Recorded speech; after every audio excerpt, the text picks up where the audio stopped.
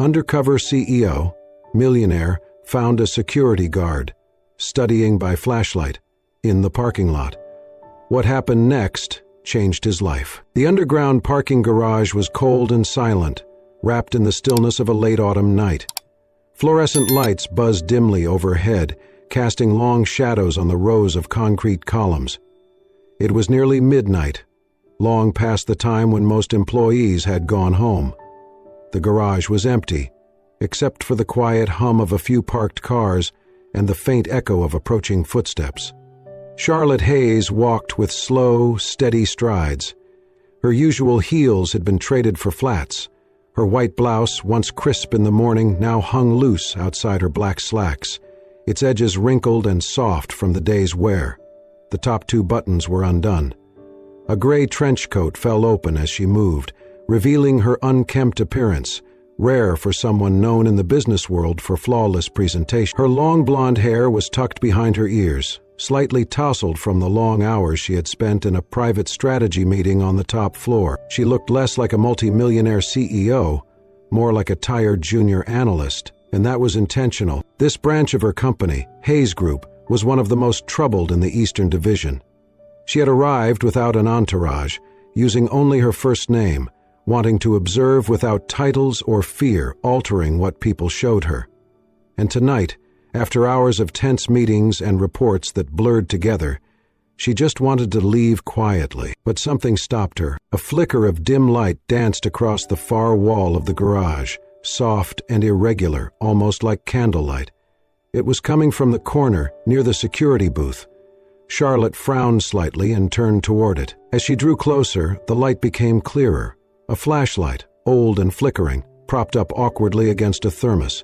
Its narrow beam illuminated a battered table and a man hunched over a thick paperback book, his brow furrowed in concentration. He did not notice her at first. He was in his late 20s, with dark hair and a quiet presence. His Navy security jacket was unzipped, revealing a simple hoodie beneath. His face was calm, focused. He moved with care, flipping pages, taking notes in a composition notebook that had clearly seen better days. A pair of earbuds dangled unused around his neck. Charlotte stopped a few steps away, arms crossed loosely over her chest. The quiet in the garage was almost sacred. "You always work under that light?"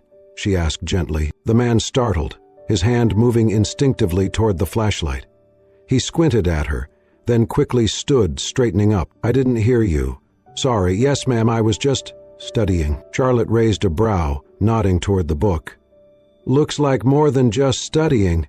That's advanced C++. The man looked at the cover, then back at her. "Yeah, I'm trying to finish a certification. I used to be in school, but life got in the way." He said it without bitterness, just a quiet, factual tone. "I'm Charlotte," she said simply, offering no title. "Caleb," he replied, nodding. "Caleb Miller." She glanced again at the flashlight. "That thing's barely hanging on." He smiled faintly. "I make it work." Charlotte hesitated. Something about him reminded her of someone. Her father, maybe. He used to work 12-hour days at a body shop, then come home and study engineering textbooks late into the night. Her mother would bring him coffee, and she, as a child, would sneak down the stairs to watch him work under the kitchen lamp. "I know it's none of my business," she said quietly, "but what's driving you to do this?" He shrugged slightly. "My sister. She's about to start college. I promised her I'd go back too. Do something better. Something real." Charlotte nodded, her throat tightening just a little. She stepped forward, placing something gently on the edge of his table, a protein bar from her coat pocket, and then, after rummaging in her bag, a small worn book, Understanding Algorithms, a practical guide. She didn't say anything about them. Caleb looked down, startled. "You don't have to." "I know," she interrupted softly. "But I want to." He met her gaze. For a moment, neither spoke. Charlotte gave a half smile, then turned to go. As she reached her car, she called back over her shoulder, her voice low but certain. "Not everyone sees value where it is right now, but that doesn't mean it's not there." She opened her car door, stepped inside and drove off, leaving behind the quiet hum of fluorescent lights, and a man staring down at a book left by someone who saw something more in him than a uniform. It started with a few casual detours. After that first night, Charlotte began parking in the same spot more frequently, far from the elevators, closer to the corner booth where Caleb sat. She had no need to. Her assigned executive space was closer. But something pulled her there. Curiosity, perhaps. Or maybe it was the quiet presence of someone who seemed untouched by the world of titles and status. She continued wearing the same simple outfit, blouse, slacks, flats. No one in the building suspected she was the CEO. They only saw another tired contractor burning the candle at both ends. Each night after her meetings, she passed by Caleb's post, sometimes offering a short greeting, sometimes staying a while. Over time, the silences between them softened into conversations. He spoke sparingly, but when he did, it was with thoughtfulness that caught her off guard. One evening, seated on a folding chair beside his desk, she noticed the small photo taped inside his notebook. A teenage girl in a graduation gown, holding a scholarship award. "My sister," Caleb said, noticing her glance. "Lily. She's starting college in a few months.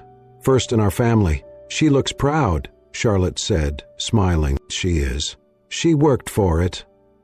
I'm just trying to catch up." He didn't elaborate, but Charlotte didn't need him to. In the nights that followed, they talked about books, programming logic, the best kind of instant coffee to survive long shifts. Charlotte found herself laughing, real laughter, not the polite kind she used in boardrooms. With him, she didn't have to be careful with every word. He listened. Not because of who she was, but because he wanted to understand. Then came the rain. It had been a brutal Tuesday. Charlotte left the building late, her shoulders tense, her hair pulled messily into a low ponytail.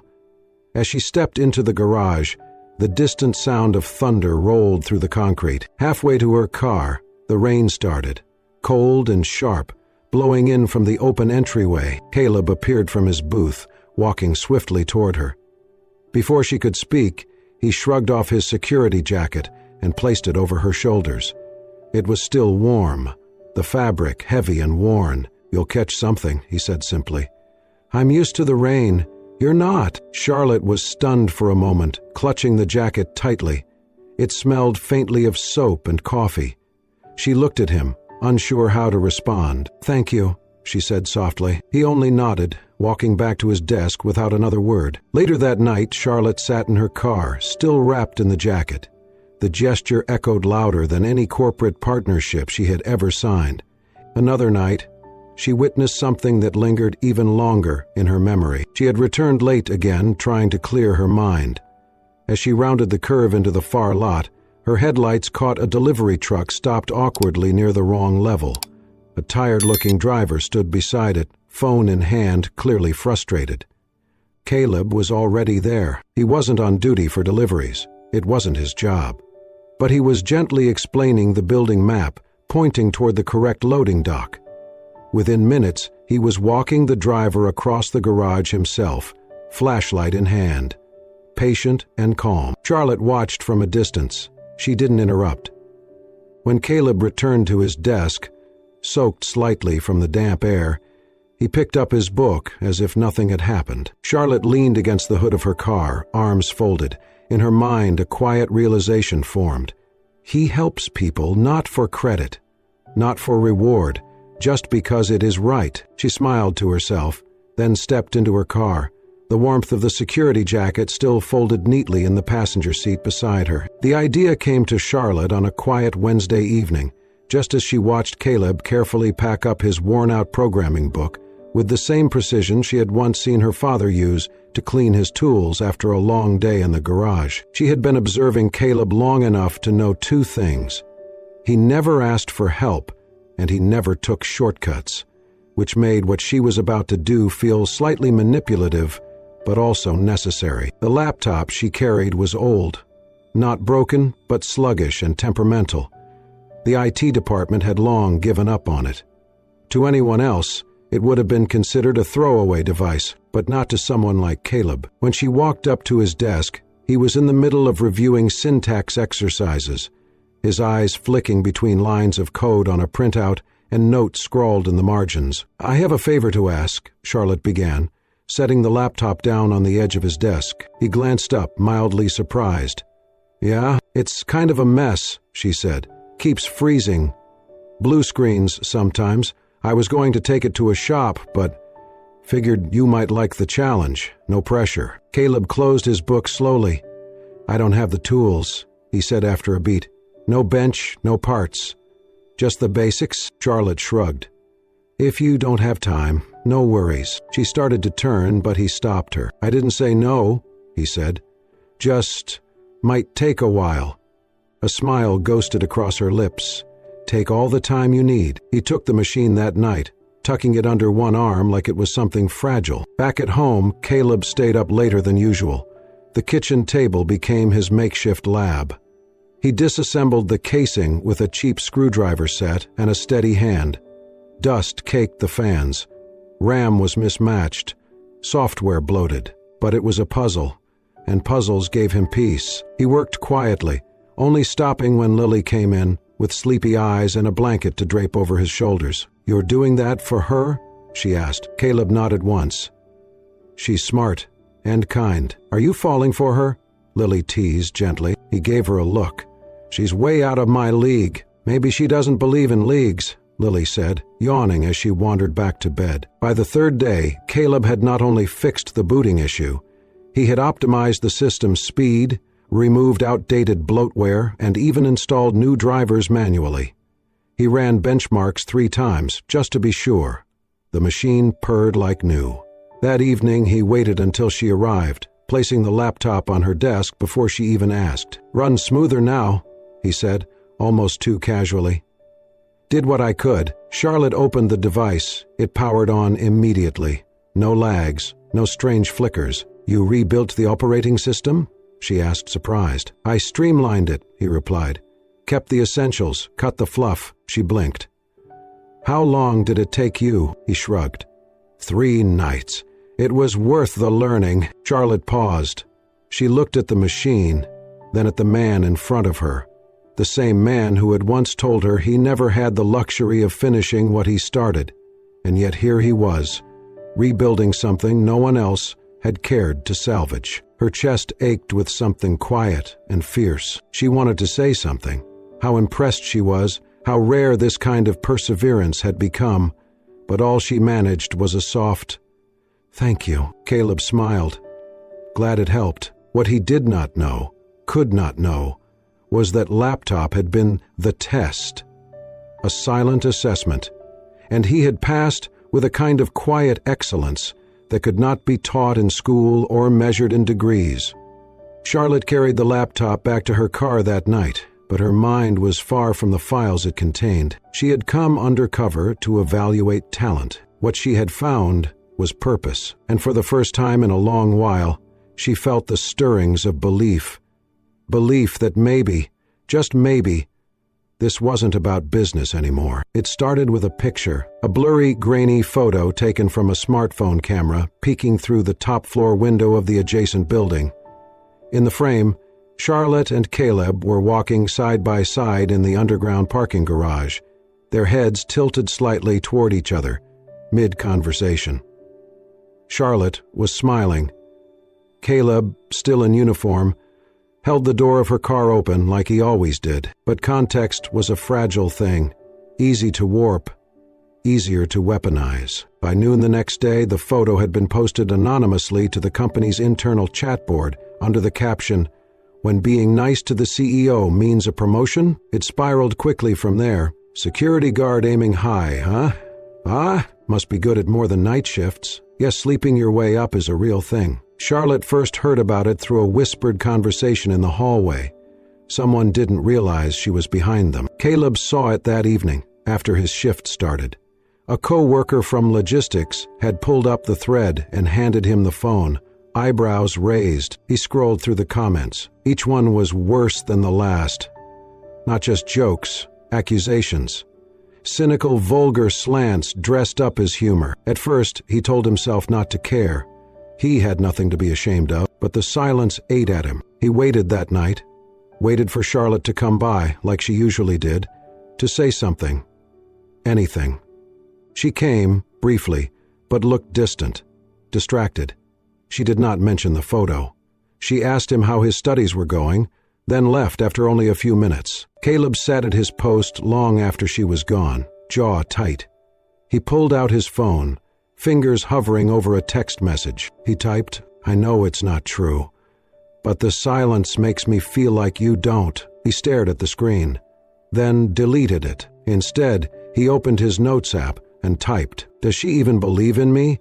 Or am I just a feel-good project with a sad backstory?" He closed the app and shoved the phone into his pocket. The next morning, he submitted his resignation. No formal meeting, no confrontation. Just a quiet email with the subject line, "Notice of Departure." Across the city, Charlotte sat in her corner office with a presentation open on her screen. A slide titled, "Internal Talent Uplift Initiative," glowed in bold letters. Underneath, a single name, Caleb Miller. She had spent weeks preparing it. Her goal was clear: to introduce Caleb as the first engineer to join the new tech arm of the company, a move to prove that dedication and merit mattered more than degrees or resumes. But the timing felt wrong now. If she moved forward with the announcement, it would look like validation of the rumors, that the job had been handed to him because of personal involvement, not because he earned it. So she waited, and in her waiting, she lost him. The HR team forwarded his resignation that afternoon. She reread the email 3 times. It was polite, professional, no explanation, just a date. A part of her wanted to call him immediately, to explain, to fix it. But another part, the colder, more rational side, told her he needed time. That if he left because of what people said, maybe he was not ready for what she had planned. That night, Charlotte walked to the parking garage alone. His booth was empty, the chair pushed in neatly, the little lamp turned off. She stood there, silent, staring at the worn surface of his desk. In the drawer, she found the book on programming she had once given him, dog-eared and marked with highlights. Tucked between the pages, a single sticky note. It read, "Sometimes silence is louder than any answer." Charlotte held it in her hand, her throat tightening. She had meant to protect him, from rumors, from judgment. She had wanted to give him a clean entrance, one built on merit. But maybe, in trying to shield him, she had instead made him feel invisible. And that, she realized, too late, was the worst betrayal of all. It had been 4 days since Caleb resigned. 4 days since Charlotte opened her email to find a polite but hollow resignation. 4 days since the booth in the parking garage stood empty, dark, and far too quiet. On the 5th night, she drove to the only place she thought she might find him, the small walk-up apartment building near the Bronx where she knew he lived. She had passed it once by accident, back when they talked about Lily's scholarship applications. He had pointed at the cracked 3rd-floor window and said, "That's home. Not glamorous, but it works." She parked across the street and climbed the worn concrete stairs, her breath visible in the cold night air. It was Lily who opened the door. The girl looked thinner than Charlotte remembered, her sweater hanging loose on her shoulders. But her eyes, those same sharp, warm eyes Caleb had, widened the moment she saw Charlotte. "Hi," Charlotte said softly. "Is he here?" Lily shook her head. "He's not staying here right now," Charlotte frowned.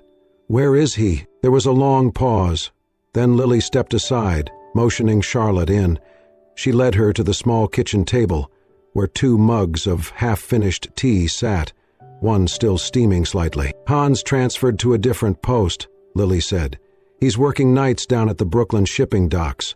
Security detail." Charlotte blinked. "Why?" Lily shrugged, but her voice was calm, clear. "Because no one knows him there. No whispers, no pity looks, just long hours and heavy boots." Charlotte's throat tightened. "He shouldn't have had to disappear." Lily looked at her, eyes narrowing but not unkindly. "He hates being seen as a charity case, and he thought Maybe you did too. Charlotte closed her eyes for a moment, her voice barely a whisper. I never pitied him. I admired him. I know, Lily replied gently. So does he. Deep down. But he also knows what silence feels like. And when the world started spinning rumors, and you said nothing, he thought that silence meant you agreed. Charlotte opened her eyes. I stayed quiet to protect the launch. I didn't want people to think he only got the job because of you, Lily finished. He already thought that, but he still hoped you'd say something, anything. Charlotte stood slowly. Do you know what shift he works? Lily nodded. Graveyard. Midnight to 6. Charlotte left the apartment without another word. She drove with the windows cracked open despite the cold. Something about the air helped her think. Or maybe it was punishment, a reminder of what she had let happen. The streets blurred past, lights flickering against the windshield as she passed block after block, searching for a way to make things right. She found herself instinctively turning onto the routes they used to drive together when she would drop him off after coffee, or when they accidentally ended up taking the long way home just to keep talking. The Brooklyn docks loomed ahead, a sprawl of rusted containers and warehouses pressed against the waterline. The security station was small, tucked near the east gate, lit only by one weak overhead bulb. An older man in a thick navy jacket stood outside, smoking a cigarette. He raised an eyebrow as she approached. I'm looking for Caleb Miller, Charlotte said, trying not to sound desperate. The man squinted at her through the haze. You a friend? Yes, she answered honestly. I think I might hurt him. I need to talk to him. The man nodded toward the row of metal containers lining the main yard. He's out there. Walks the whole line twice an hour. Never slacks. He took another drag, then added, almost as an afterthought, You know, that kid's got heart. Always takes the worst shifts, swaps with anyone who's got a sick kid or needs the night off. Never asks for anything in return. Charlotte smiled faintly. Yeah, that sounds like him. She turned toward the yard, the crunch of gravel under her heels, the only sound accompanying her. Fog rolled in low along the water, and her breath clouded in front of her face. She did not know what she would say when she found him, but she knew she had to say something, because for the first time in years, she had let someone in, and when he left, he took more than his resignation. He took the piece of her that had begun to believe in second chances. The fog had thickened by the time Charlotte reached the far end of the dockyard.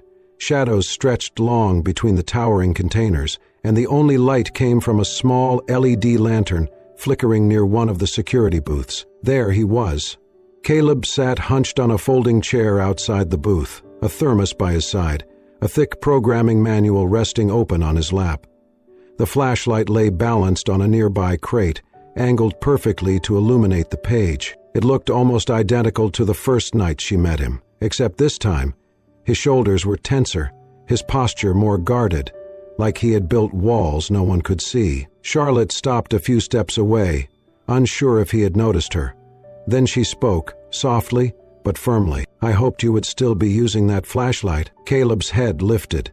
His expression froze. For a long second, they simply looked at each other. Charlotte took a breath. Her voice trembled slightly, but she pushed through. I brought something, she said, holding out a folder wrapped in a plastic sleeve to shield it from the mist. An official contract, Junior Systems Engineer, Hayes Tech Solutions. He didn't reach for it. Not yet. I know it won't change what happened, she continued, and I don't expect it to erase how you felt. But this isn't a gesture. It's a job. A real one. You earned it. Before I even knew your last name. Caleb slowly closed his book, setting it down beside him. He studied her face with the same steady gaze she remembered. Quiet, unreadable, but intense. Why now? He asked. Because I was wrong, Charlotte admitted. I thought staying silent would protect your name. I thought if I waited until everything was ready, no one would say it was favoritism. No one would accuse you of getting the job because of me. She paused, swallowing the lump in her throat. I wanted the world to respect you as I do. But I forgot something important. Respect starts with honesty. And I failed you there. The wind rustled through the dock. Caleb leaned back slowly in his chair, gaze still fixed on her. "I felt like I was being tested," he said finally. "Like you were watching to see if I cracked. And when the rumors started, and you said nothing." "I froze," Charlotte whispered. "I've been betrayed before, Caleb. I've been used by people who smiled to my face. So I built walls. But with you, I didn't want our story to start under a cloud of gossip. I wanted you to walk into that team with your head high." He nodded slowly, as if weighing her words. Then he looked down at the flashlight, the one that had lit so many late nights. "You believed in me," he said quietly, "even when I didn't believe in myself. No one's ever done that." He stepped closer. "I still do." The silence between them was different now. Less about distance, more about weight. The air pulsed with something unspoken. Caleb stood up. He looked at her. Really looked at her. And then gently took the folder from her hand. He didn't open it. Instead, he said, "You once left a book and an energy bar on my desk and said nothing.